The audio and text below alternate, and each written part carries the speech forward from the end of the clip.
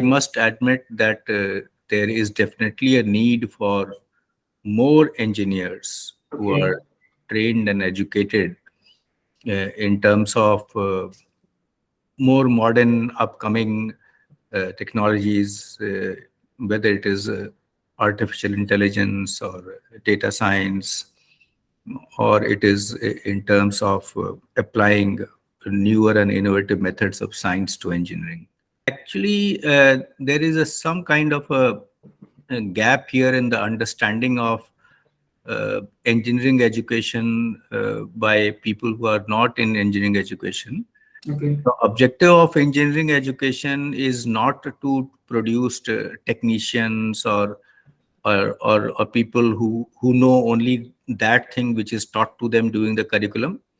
The objective of engineering education is to train the mind to be able to pick up new things, to train the mind in terms of how to analyze and how to think in terms of an engineering context. So it is not necessary that we have to whole scale change the curriculum or completely overhaul the curriculum. It is only that if we be true to the essence of engineering education, the students who go through that education will naturally pick up new age technologies without any effort, because they are trained to pick up new things. So it is more like a question of being true to the spirit and essence of engineering education rather than changing it lock, stock, and barrel.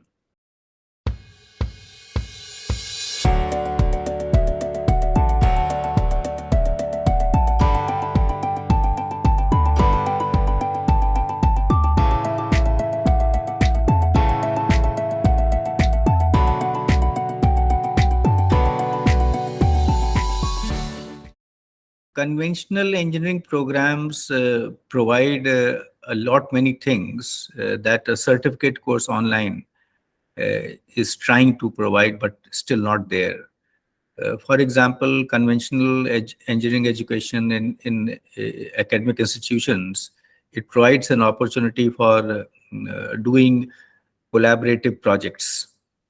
It provides an opportunity for learning in a more collaborative environment. It provides a great opportunity for learning from your peers as well as learning outside the classroom. So these are the things that are very difficult to replicate in an online certificate program. So it is not like that we have to think in terms of completely replacing it with online education. It is only that we have to make sure that when the conventional engineering education is there, there is enough scope for the students to pick up new projects, to be able to take up interesting research problems while being at the curriculum itself, and be able to do many more things hands-on rather than virtually or only by seeing or demonstrating.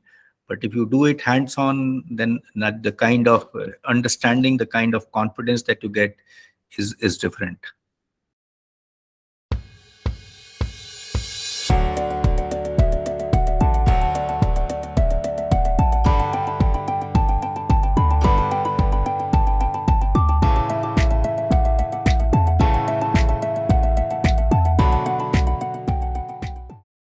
Looking for a future-proof curriculum, or instead of looking for trying to predict and then failing in terms of what will be the most popular thing 10 years later or 15 years later, it is very important that the engineering education focuses on providing the ability to the student to be on his or her own, to learn on his or her own. He or she should not always be looking for somebody to handhold or somebody to teach. The education should be such that the student gets the confidence to stand up on his or her feet and think and plan and accordingly pick up new skills online, maybe pick up some certificate courses online.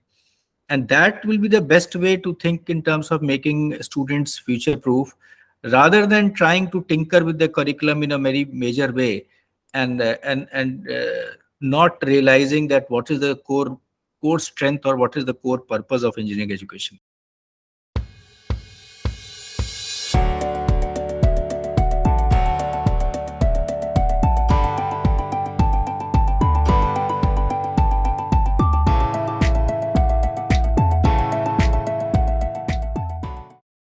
important. In fact, with the passage of time, if I may say, in the last 10, 15 years, we educators have realized this its importance more and more. That it is not only important to understand science and apply it for engineering problems. It is equally important to have the ability to articulate, to express, to convey our thoughts, whether using oral speaking or in terms of writing down or in terms of preparing a document or in terms of making a presentation or in terms of the body language. So there are so many different ways in which communication can be done, communication is done. And students and as well as, I mean, professionals need to pick up those skills, because only then they can provide leadership. Leadership is required to be able to take up big projects, to be able to take difficult projects. Without a leader, a difficult or a big project cannot be carried through, because it has to be a teamwork, how to get the team moving. So there, the soft skills, the interpersonal skills have probably an equally important role, as important, if not more important, than skills to solve engineering problems.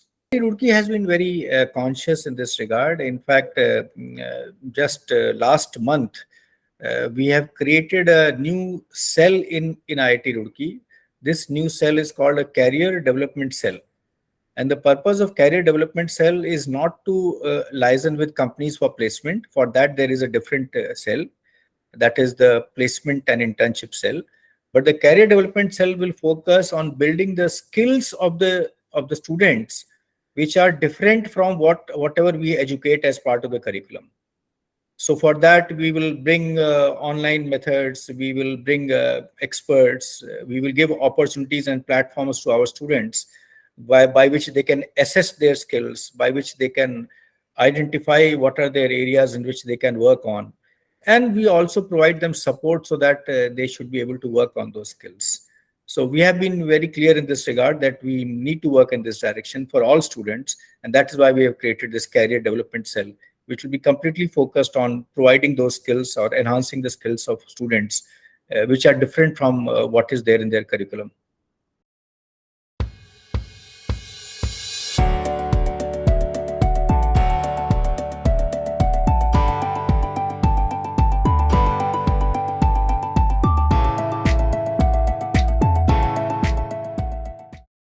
We have a large number of laboratories in our curriculum, and we try to make sure that whenever possible, we upgrade the experiments in those laboratories so that those experiments are not obsolete or they are not outdated.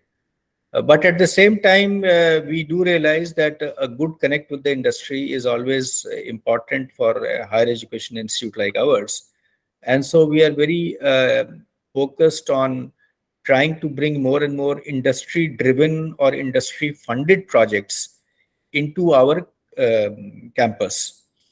These projects could be in the nature of consultancy projects. They could be in the nature of sponsored research projects, or they could be in the nature of just defining the problem, and then the students take up as a BTech project or as a MTech thesis, or maybe even as a PhD thesis topic. So the closer connect with the industry helps us in defining problems that are more related, they are more grounded. And at the same time, it also provides more opportunities for us to get fundings from the industry. So we have a regular program by which we bring large number of industry speakers to the campus. When they come, we try to arrange their meetings with many faculty members, different faculty members. We have created a focused office. 5 years back, we created a dedicated office for corporate interaction. In fact, IIT Roorkee has an associate dean whose job is corporate interaction. So associate dean for corporate interaction. So we continue to work in that direction. We believe that we can do more in that domain, and we are trying to work in that direction.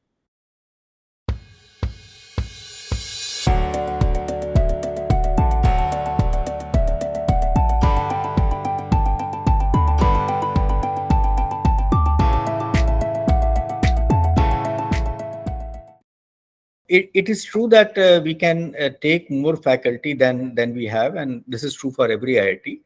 But I would say that one reason for this is because IITs are very conscious of the quality of the faculty they would like to hire. So unless they are sure that this faculty is good enough to serve the institute for the next 30-35 years, we prefer to keep those seats vacant rather than filling them up with whatever is available in the market. So it is not that we have a dearth of faculty aspirants or applications. We do get faculty applications, but our process is very rigorous. It's a multi-tier process. And so what happens is that not many people are able to qualify at the end of the process. Whoever qualifies, we are happy to include them as a part of the faculty.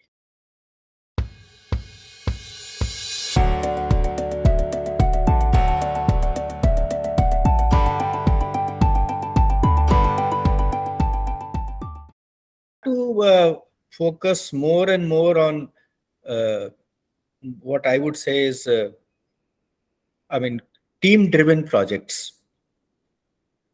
While individual solo projects are also important because they give confidence to the student that he or she can do something on his or her own. But then if we can have team projects, we can define more realistic problems.